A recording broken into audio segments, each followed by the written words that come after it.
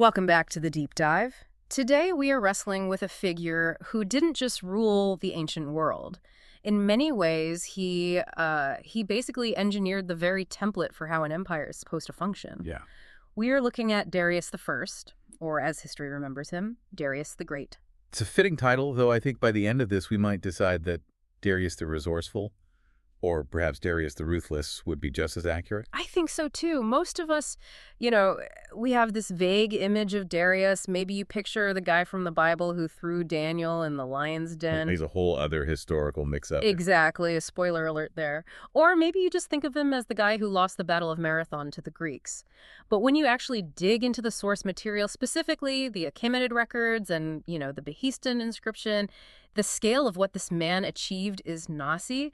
It's kind of frightening. Frightening is absolutely the right word.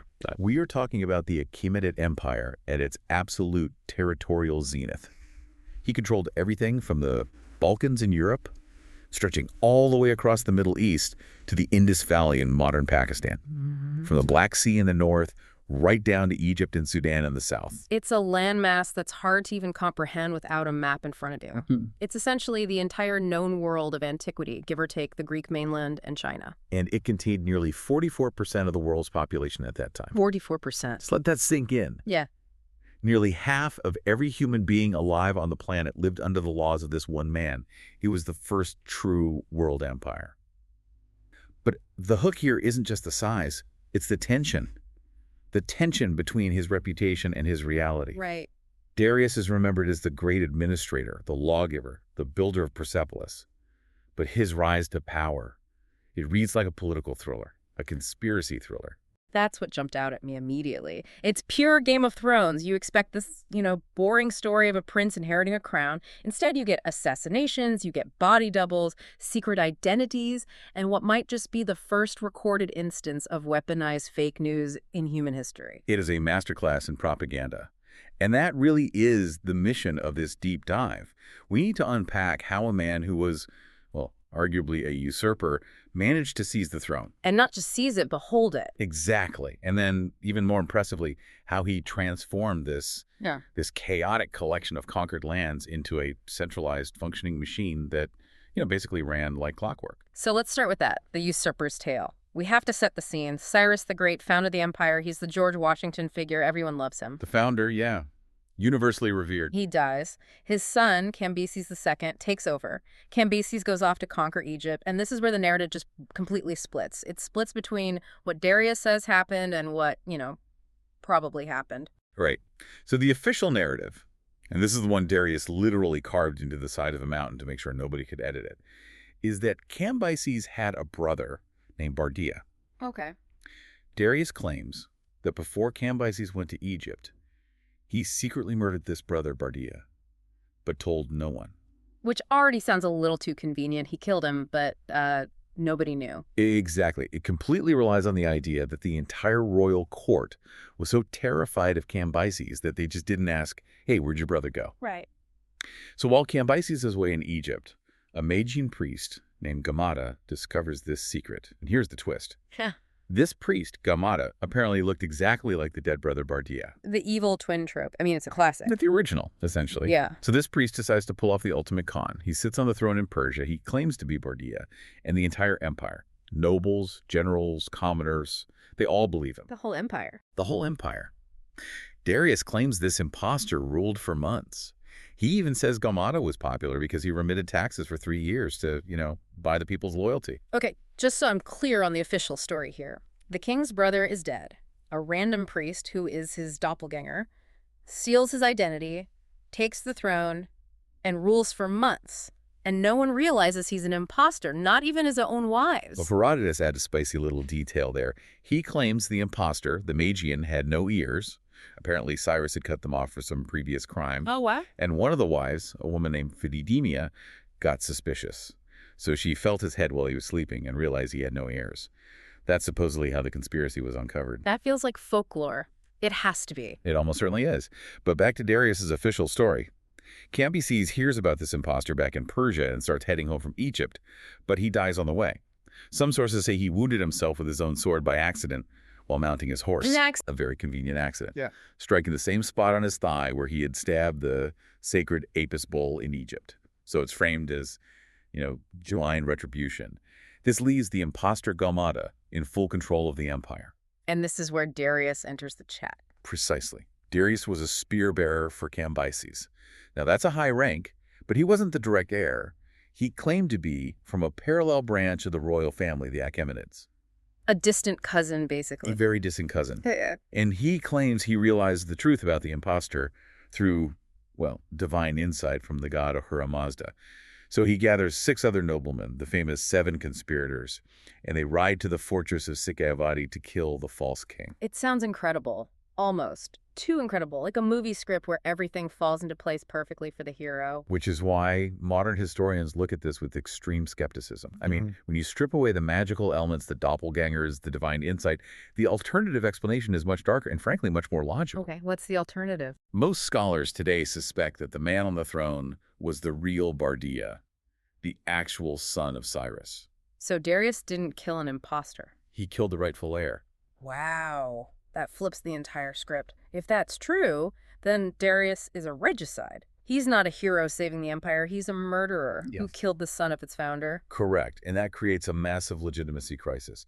If you kill the rightful king, you are a usurper. You are a criminal. Unless you can convince the entire world that the man you killed wasn't the king at all. I didn't kill the heir. I killed a magical wizard who stole his face. Exactly. It's a brilliant, if utterly cynical, piece of political theater.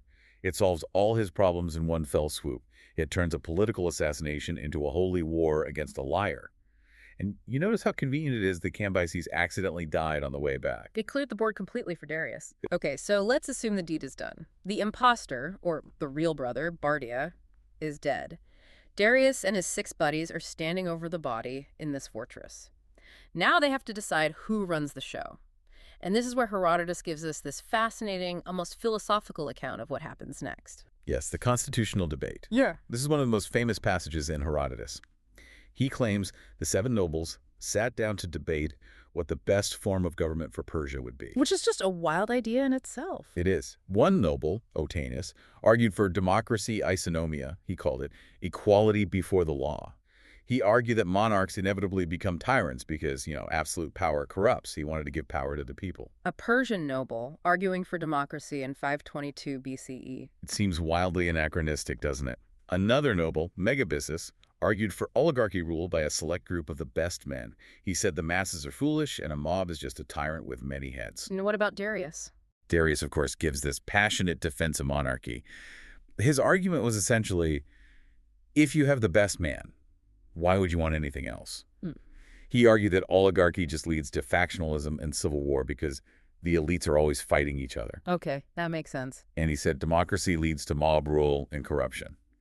He argued that a strong man always rises from the chaos of democracy anyway, so why not just start with one? It's startling to hear these arguments laid out so clearly. It feels like a seminar on political theory. But do we? Do we think this debate actually happened? It's highly debated. Many historians think Herodotus was just projecting Greek political debates onto Persian characters. The idea of Persian nobles seriously considering democracy seems, culturally incongruous for that specific time and place. Right. Persia had this long tradition of absolute kingship. Exactly. But whatever the debate, the outcome is historical fact. They agreed on monarchy. The only question left was which of the 7 of them would be king. And this leads to the famous horse election. I have to admit, when I first read this, I laughed out loud. It feels like something from a fable. It does, but it's the account we have from Herodotus. They agreed to meet at sunrise, on horseback, at the outskirts of the city. The rule was simple. Whoever's horse neighs first at the rising sun gets the throne. So they're basically leaving it up to divine providence. To the sun god, Mithra, most likely. Yay. But Darius is not a man who leaves things to chance. He's already, allegedly invented a fake backstory for the man he just killed. Surely he can rig a simple horse election. Of course he can. Exactly. Herodotus tells us that Darius's groom, a clever man named Oberis, came up with a plan. He knew that Darius's stallion had a favorite mare. So the night before, Oberis took the stallion to the mare at that specific meeting spot and let them get acquainted. He was setting the mood. I see where this is going. Then, the next morning, as the sun was rising and all the nobles were gathered, Oberys took his hand, which he had rubbed on the mare's genitals, and placed it right near the stallion's nostrils. No way. Yes. The horse smelled the mare, got excited, and let out a massive, thundering neigh. And just by pure coincidence, lightning flashed across the sky at that exact moment. According to the legend, yes. A bolt of lightning from a clear sky. The combination of the neigh and the thunder, it just caused the other 6 nobles to immediately dismount and bar down. Darius was proclaimed King of Kings. So whether it was a sharp political maneuver or a groom's dirty trick, he secures the throne. But he knows people are whispering. He knows half the empire probably thinks he's a usurper. So he doesn't just rely on word of mouth.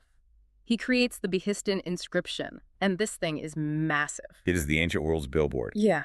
Darius selected this high cliff face at Mount Behistun, right along the main road that connected the capitals of Babylon and Ecbatana. It was a major trade route. So you couldn't miss it. Impossible to miss. He ordered a massive relief carving and an inscription. It's 15 meters high and 25 meters wide, carved 100 meters up a sheer limestone cliff. Just describe what a traveler would see looking up at that. Well, you'd see Darius, life-sized, holding a bow, which is a symbol of sovereignty. He has his foot physically planted on the chest of the defeated Gaumata the Magian. So he's literally trampling his enemy. Literally. And behind Gaumata are 9 other figures, all bound with ropes around their necks. These are the lying kings, the leaders of the revolts he would go on to crush. And floating above the entire scene is the symbol of Ahura Mazda, the supreme deity of Zoroastrianism, who is handing Darius the Ring of Power. It's not subtle. It's basically saying, God chose me and I crushed everyone who disagreed. Propaganda shouldn't be subtle. And the text itself is just as important. He had it written in 3 different languages, Old Persian, Elamite, and Babylonian. So all the major linguistic groups of the empire could read it? The scribes could, yes. He wanted to make sure everyone got the message. And the message is, I am Darius the Great King, by the grace of Ahura Mazda. He frames his enemies not just as political rivals, but as agents of the lie, the concept of Druj. And he, of course, represents the truth Arda. Which brings us right back to that central irony. The man who most likely fabricated a story about an imposter is now branding everyone else as liars. That is the paradox of Darius in a nutshell. He successfully rebranded a violent coup as a cosmic war between good and evil. But as effective as that carving was, the empire didn't just roll over and accept it. That first year of his reign was absolute chaos. I looked at the timeline, and it looks like the map of his empire just lit up in red. Babylon, Elam, Media, Parthia, Assyria, Egypt. It seems like everyone revolted at once. It was an empire on fire. You have to remember, this dynastic struggle, this coup, it shattered the illusion of stability.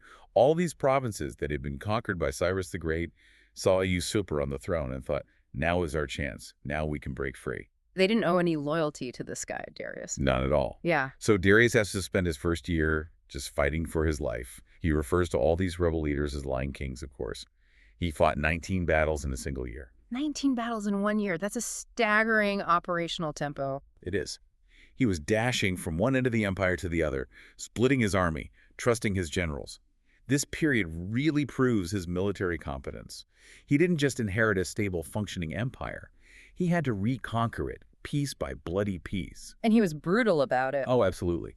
In the Behistun Inscription, he boasts about what he did to the rebel leaders. He talks about capturing them and mutilating them, cutting off their noses and ears, gouging out their eyes, and then chaining them at his palace gates for everyone to see before he finally executed them. It was psychological warfare.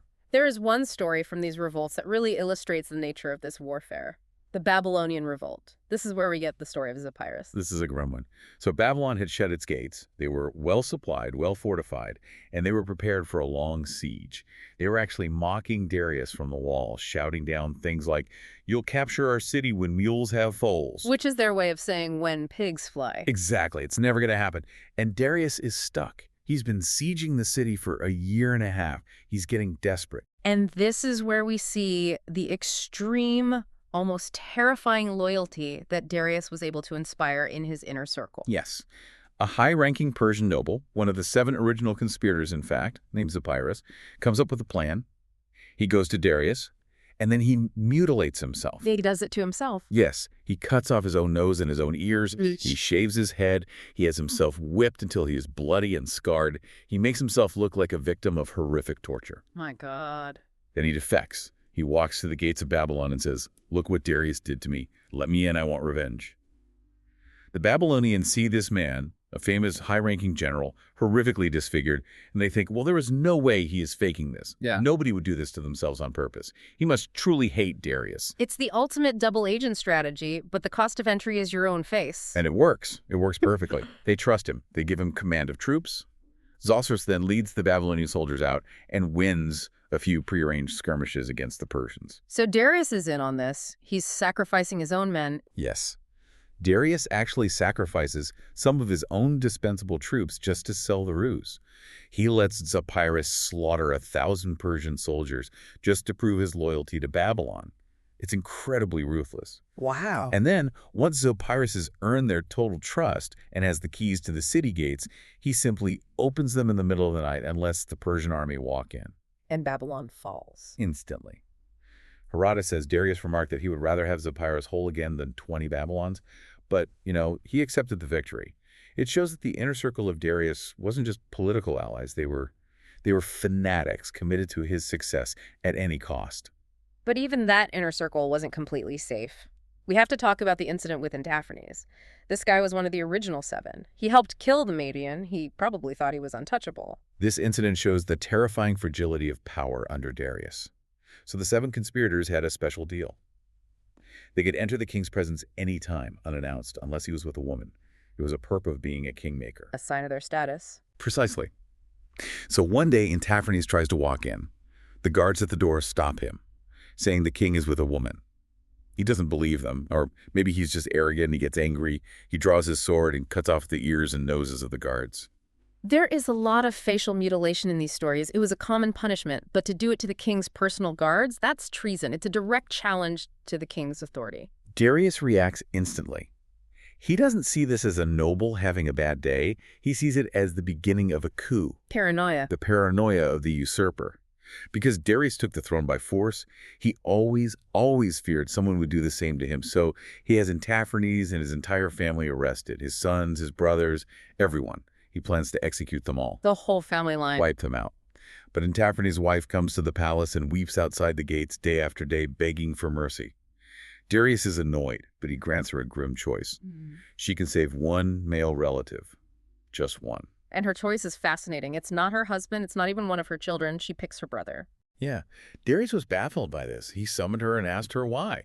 And her logic was just cold, but from the ancient mindset, practically irrefutable. She said, "O king, I can get another husband. And if the gods are willing, I can have more children. But since my mother and father are dead, I can never get another brother." That is such a distinct and powerful insight into the value of bloodlines versus marriage in that world. Your blood relatives are irreplaceable. Exactly. Herodotus says Darius was so impressed by her logic that he spared her brother and her eldest son as well, but he executed everyone else, including Antaphernes. It's a stark reminder that while Darius might have been a great king, he was first and foremost a ruthless survivalist. He purged his own inner circle to ensure he was the only sun in the sky. So he survives the coup, he crushes the revolts, he purges the dissenters, he is now the undisputed master of the known world, and this is where the pivot happens. This is where he stops being just a warlord and becomes the architect. This is truly where his genius lies, and it's what earns him the title, the Great. If Cyrus was the conqueror, Darius was the administrator. He realized that you cannot rule an empire that spans 3 continents just by riding around with an army putting out fires. You need a system. You need a system. You need bureaucracy. You need to turn the empire into a machine that runs itself, whether you're there or not. So his first big move is to divide the empire into these satrapies. Yes, 20 satrapies in total. You can think of them as super provinces. Yeah. Each one was run by a satrap, a governor. But Darius knew that powerful governors could easily become rebels. He had just spent a year fighting them. So he built in these checks and balances that were, frankly, revolutionary for the time. Okay, so how did he stop a satrap from becoming a little king in his own province? Separation of powers. It's an incredibly modern concept. The satrap ran the civil administration and was responsible for collecting taxes. But, and this is the key, The military commander of that province reported directly to Darius, not to the satrap. Oh, that's clever. And the treasurer, the guy who actually held the money, he also reported directly to the central treasury in Susa. So no single person in the province held the money, the army, and the law, all in one hand. So if the satrap wanted to rebel, he had no army. If the general wanted to rebel, he had no money to pay his troops. Precisely. It's a brilliant system for preventing treason. And then he added another layer on top of that, the eyes and ears of the king. The spy network. It was essentially an ancient intelligence agency or an inspector general's office. These were royal inspectors who traveled the empire completely unannounced. They would just show up in a province, audit the books, interview the locals, inspect the military garrisons. And they reported only to Darius. Only to the great king. It meant that even thousands of miles from the capital, a satrap never, ever knew if he was being watched. It created a culture of accountability through paranoia. Okay, so he's got the administration locked down. He also standardized the money, which seems like a huge deal. Before Darius, tribute was kind of whatever you had. Cows, grain, raw silver. It was a mess. It was irregular and inefficient. Darius changed all of that. He introduced the daric, a gold coin of a very high standardized purity. And it was stamped with the image of the king, usually depicted as an archer, symbolizing that he, the king, protects the realm. Why does a standard coin matter so much? It seems like a small detail. It fundamentally changes everything about the economy. It moves the entire empire from a clumsy barter system toward a true monetary system. It makes collecting taxes incredibly efficient. Instead of trying to transport 500 cows from Syria to Susa, you just transport a chest of gold coins. That's right. It also acts as a form of constant propaganda. That coin traveled to markets in India, in Egypt, in Greece, and every time someone bought a loaf of bread, they saw the king's face, or his image anyway. It's branding. It reminds every single person who guarantees the value of their money. And to move that money and the armies and the spies, he built the roads. The Royal Road is probably the most famous piece of infrastructure he built. It was an engineering marvel. It ran from his capital at Susa in Persia all the way to Sardis near the Aegean Sea in modern-day Turkey.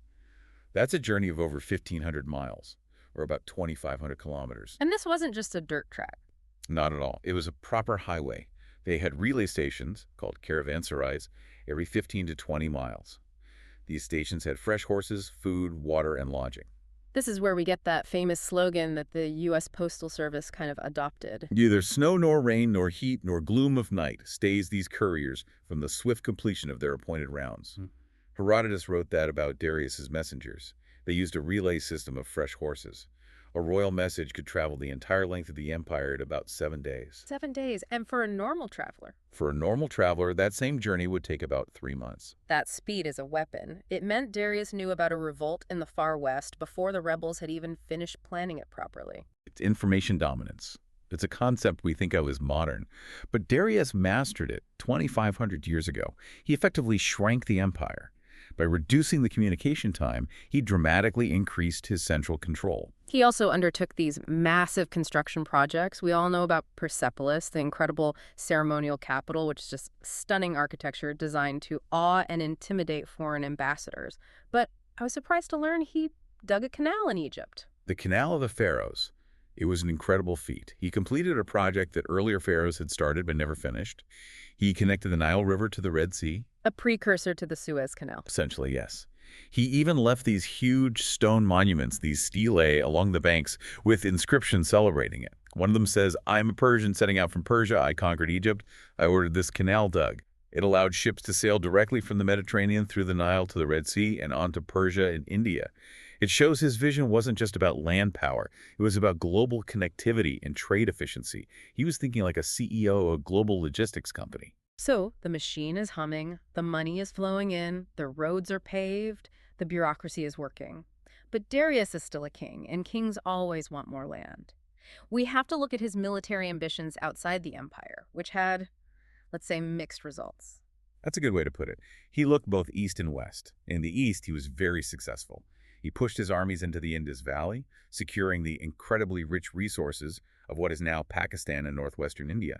He even sent a Greek explorer, Scylax of Karyanda, to sail down the Indus River to the sea, mapping the territory for trade. But his campaigns in the West, in Europe, were a lot more problematic. Very problematic. Let's talk about the Scythians. These were the nomadic tribes living north of the Black Sea in modern-day Ukraine and southern Russia. They had been a thorn in Persia's side for generations. In fact, they were the ones who had killed Cyrus the Great. So this was personal for Darius. It was about revenge. Revenge and securing his northern border. The Scythians were a nightmare for a conventional, organized army like the Persians. They had no cities to burn, no fields of crops to destroy. They lived on horseback. Darius marched this massive army, some sources say 700,000 men, which is likely a wild exaggeration, but it was huge across the Danube River into Europe to punish them.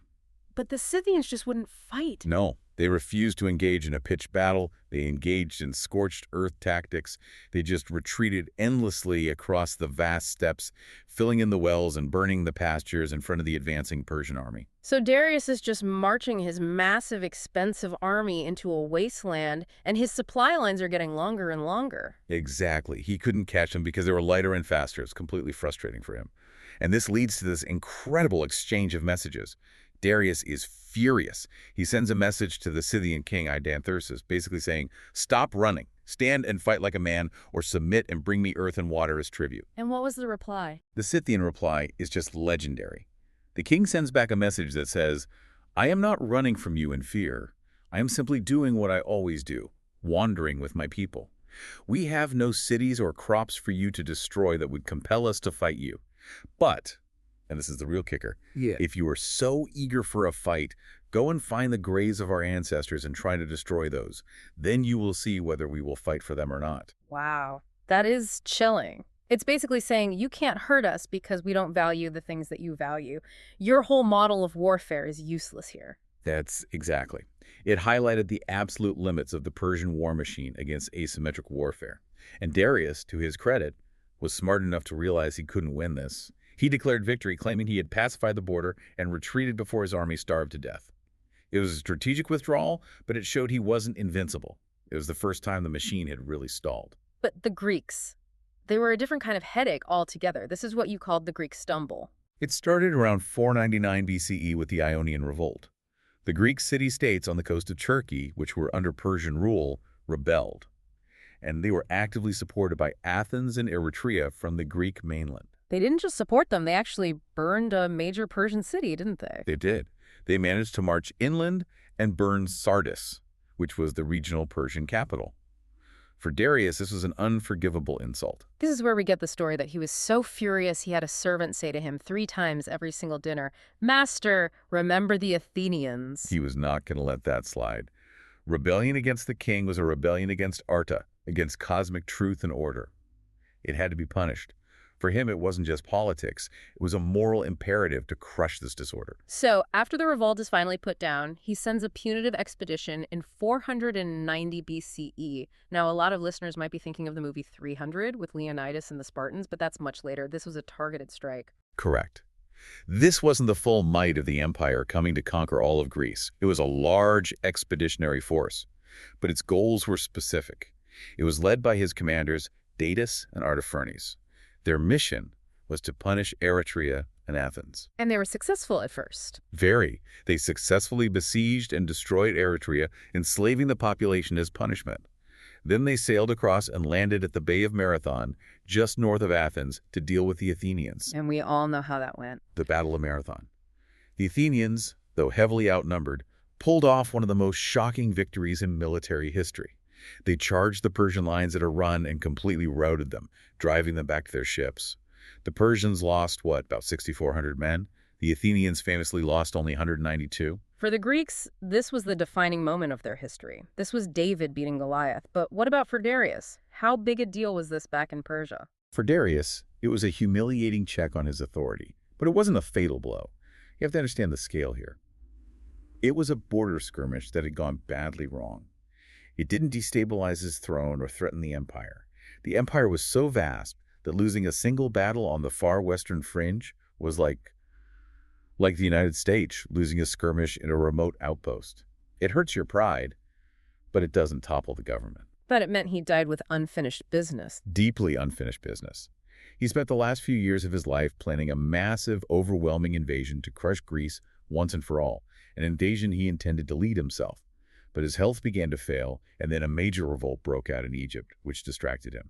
He died before he could get his revenge. Before we get to his death, I want to touch on his ideology. We mentioned the Behistun Inscription and this idea of truth versus the lie, but his religious views seem really central to how he actually governed. They're absolutely fundamental. Darius introduced, or at least massively promoted, this rigid dualism into the state ideology.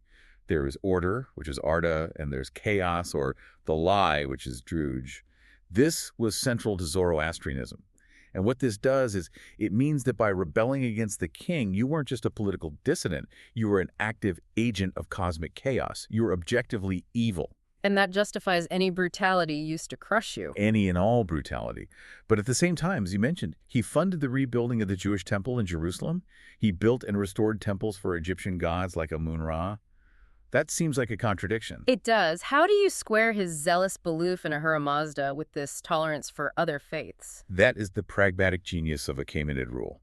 Religious tolerance wasn't about being nice or, enlightened in a modern sense. It was a tool of control. If you fund the powerful priesthood in Egypt, the priests tell the common people to obey you and pay their taxes. Right. If you rebuild the temple in Jerusalem, the Jewish population sees you as a Messiah figure, which they did. He's spoken of very favorably in the Bible. Specifically, in the book of Ezra, he is seen as the divine protector of the Jewish faith. So it's weaponized tolerance. It was a brilliant way to co-opt local religious structures into the service of the empire. He positioned himself as the protector of everyone's gods, as long as those gods and their followers bowed to his administration. It's much, much cheaper to pay a priest than it is to fight a rebellion. So he rules for 36 years. He builds the roads, the palaces, the law codes. He creates the currency. He forges the empire. And then in 486 BCE, he dies. And unlike so many other ancient kings, this succession is relatively smooth. Well, there was a bit of a dispute. He had an eldest son, Artabazanes, from a wife he had married before he became king, but then he had another son, Xerxes. And Xerxes' mother is the key to the whole thing. Tossa. She was the daughter of Cyrus the Great. Darius had married her early in his reign, specifically to shore up his legitimacy. So, by choosing Xerxes, his son with Atossa, Darius was reuniting his own usurper bloodline with the holy, revered bloodline of the founder, Cyrus. Exactly. It was the final move to solidify the dynasty. It papered over the cracks of his own questionable rise to power. So Xerxes takes the throne, and he inherits the most powerful, well-organized, and wealthiest state the world had ever seen. The transition was stable because the system Darius built was stable. The bureaucracy didn't care that the king had died. The machine just kept running. So, when we look back at Darius, how do we synthesize this man? He starts as a spearman, maybe a mutterer, definitely a usurper, but he ends up as the Great. He's the definition of a state builder. Cyrus conquered the land, but Darius built the empire. The administrative systems he created, the satrapies, the coinage, the legal chancery, the road network, these things outlasted him by centuries. Alexander the Great, when he conquered Persia 150 years later, he didn't destroy Darius's system. He simply took it over and put his own men in charge. Even the Romans borrowed from it. The Roman provincial administration owes a huge debt to the model that Darius created. He turned a military conquest into a sustainable, functioning state. He proved that you can conquer with a lance, but you can only rule with a law code and a spreadsheet. That's a perfect way to put it. He realized that an empire needs bureaucracy just as much as it needs swords. It's a fascinating legacy, and it leaves us with a really provocative final thought. Darius famously claimed in his inscriptions over and over again, "I am a friend to right, I am not a friend to wrong." He built his entire public identity on being the champion of truth. Yet his entire rise to power was likely built on a monumental fabrication, the lie of the Magian impostor. It really makes you wonder, in history, does the truth belong to the one who is righteous? Or does the truth simply belong to the one who owns the stone carvers? That is the question Darius leaves us with. When you control the medium, you control the message. And eventually, after enough time, that message becomes history. And if you want to see that message for yourself, I highly, highly recommend looking up images of the Behistun Inscription online. It is a stunning piece of ancient propaganda that is still intimidating 2,500 years later. It is definitely worth a look. The scale of it is just breathtaking. That's it for this deep dive into the King of Kings. Thanks for listening, and we'll catch you on the next one.